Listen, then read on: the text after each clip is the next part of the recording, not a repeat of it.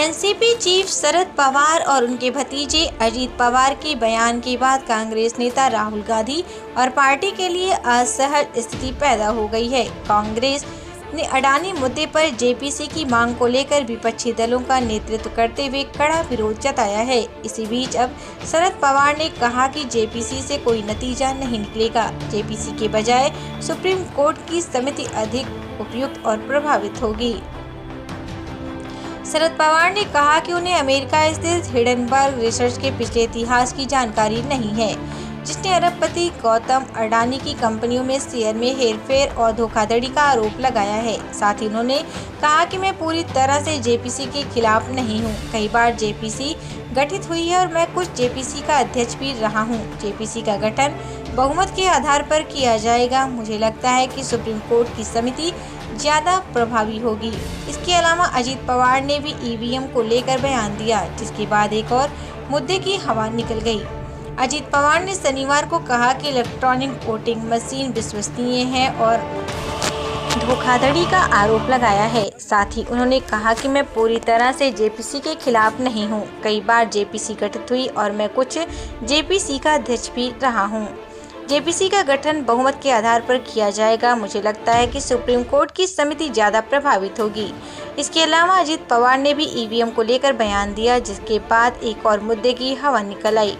अजीत पवार ने शनिवार को कहा कि इलेक्ट्रॉनिक वोटिंग मशीन विश्वसनीय है और कोई एक व्यक्ति इस मशीन से छेड़छाड़ नहीं कर सकता। उन्होंने ये भी कहा कि चुनाव हारने वाले राजनीतिक दल अपने प्रदर्शन के लिए अक्सर ईवीएम को जिम्मेदार ठहराते हैं, लेकिन उन्हें यह समझना चाहिए कि चुनावी हार जनादेश होता है। फिलहाल राहुल गांधी पर हर कोई हमलावर है। सावरकर के मुद्दे पर उद्धव ठाकरे गुट भी कांग्रेस नेता से नाराज चल रहा है। वहीं पश्चिम बंगाल के मुख्यमंत्री ममता बनर्जी भी लगातार राहुल गांधी पर निशाना साध रही हैं। ममता बनर्जी ने कहा कि राहुल गांधी अगर विपक्ष के नेता रहे तो विपक्षी बीजेपी को हराना मुश्किल है। राहुल गांधी पीएम मोदी के लिए टीआरपी की तरह हैं। बीजेपी चाहती है राहुल गांधी विपक्ष का चेहरा बने रहें।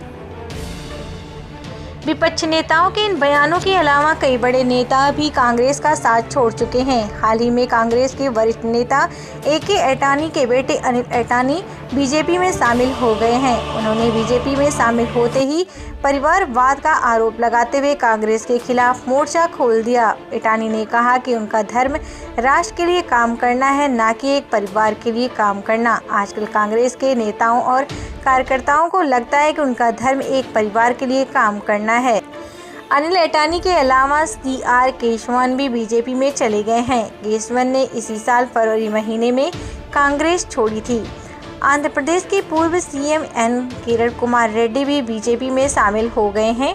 इससे पहले गुलाम नबी आज़ाद और हेमंत बिस्वा शर्मा ने राहुल गांधी को कारण बताते हुए पार्टी छोड़ दी थी। बीजेपी ने हेमंत बिस्वा शर्मा को असम का सीएम बना दिया। पार्टी छोड़ने के बाद गुलाम नबी आज़ाद ने भी कई बार राहुल गांधी और कांग्रेस पर निशाना साधा। उन्होंने यहाँ तक कहा कि जब आप कांग्रेस में होते हैं तो रीढ़ विहीन होते हैं। इन सबसे पहले कांग्रेस के एक और बड़े नेता ज्योतिरादित्य सिंधिया भी बीजेपी में चले गए थे और अब केंद्र सरकार में मंत्री हैं। हाल ही में मानहानि के एक मामले में दोषी ठहराए जाने के बाद भी राहुल गांधी को विशेष तवज्जो देने के लिए ज्योतिरादित्य सिंधिया कांग्रेस की आलोचना की थी। सिंधिया ने पहले कभी राहुल गांधी के खिलाफ कुछ नहीं बोला, लेकिन अब वे भी कांग्रेस नेता पर हमला कर रहे हैं। इसी बीच कांग्रेस छोड़कर बीजेपी में जाने वाले नेताओं पर राहुल गांधी ने एक ट्वीट के जरिए निशाना साधा। उन्होंने अडानी के नाम की स्पेलिंग के साथ इन नेताओं का नाम जोड़ा और कहा कि सच्चाई छुपाते हैं, इसलिए रोज भटकते हैं। सवाल वही है, अडानी की कंपनियों में 20,000 करोड़ बेनामी पैसे किसके हैं? राहुल गांधी ने ट्विटर पर एक फोटो शेयर की थी, जिसमें अडानी के ए अक्षर के साथ गुलाम नबी आज़ाद, डी के साथ सिंधिया, ज्योतिरादित्य, ए के साथ किरण रेड्डी, एन के साथ हेमंत बिस्वा शर्मा और आई के साथ अनिल अडानी लिखा था। राहुल गांधी के इस ट्वीट के बाद अनिल अडानी ने उन पर निशाना साधा था। अनिल अडानी ने ट्वीट किया था, एक राष्ट्रीय पार्टी के पूर्व अध्यक्ष और कांग्रेस के तथाकथित पीएम उम्मीदवार राहुल गांधी को इस तरह देखकर दुख होता है कि वे एक सोशल मीडिया सेल ट्रोल की तरह बोल रहे हैं, न कि राष्ट्रीय नेता की तरह।